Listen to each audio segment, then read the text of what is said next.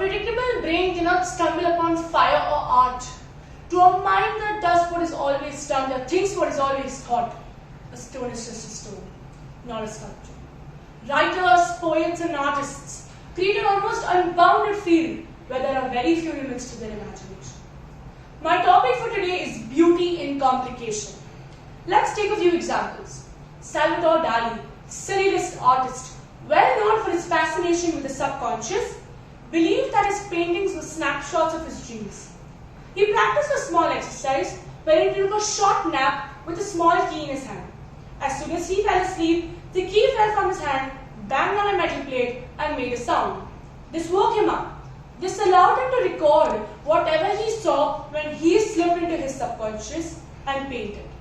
I believe he took the live your dreams quote a little too seriously. Another example is the great ancient Greek orator, Demosthenes. He had a brilliant solution to procrastination. He shaved half of his head off. This made such a terrible look that he had to stay indoors until his hair grew back and therefore complete his work. We should all take some inspiration from this. At least we'll complete our work on time. Another example is the great sculptor Michelangelo. He almost never had a bath in his life. When he died, his clothes and his boots had to be peeled off his body. As absurd as this sounds, it helped him stay in touch with his creative side.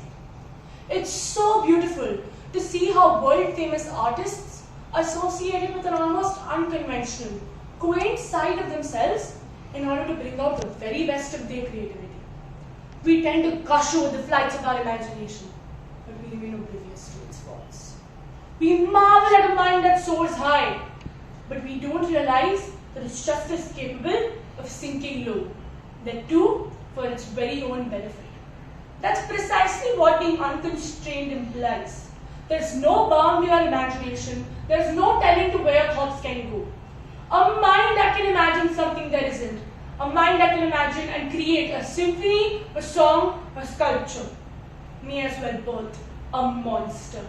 The same trusting openness that allows an artist to look into the wall and see princesses, knights, and windmills might as well conceive its own demise.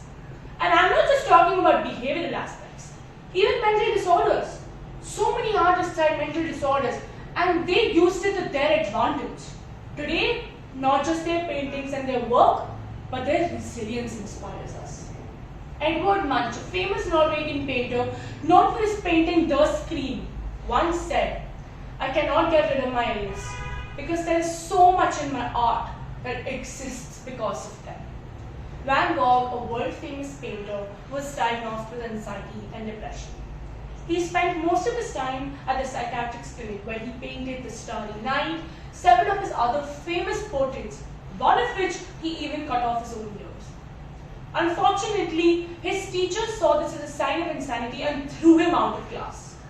Barely did they realize that he channelized his psychological challenges into becoming the world-famous artist we know of today. Isaac Fowler said, and I quote, "Your imperfections are marks of your authenticity, and that is the beauty of you. You don't have to be perfect in order to inspire others. Let people be inspired by how you deal with your imperfections. Throw away your eraser, color outside the lines. These artists teach us that mistakes are the pathways to discoveries, flaws are the road to success. Don't be afraid to make mistakes, because always remember, some of the greatest scientific and artistic discoveries were mere mistakes." Stephen Hawking once said, "Perfection simply does not exist. Neither you nor me is perfect.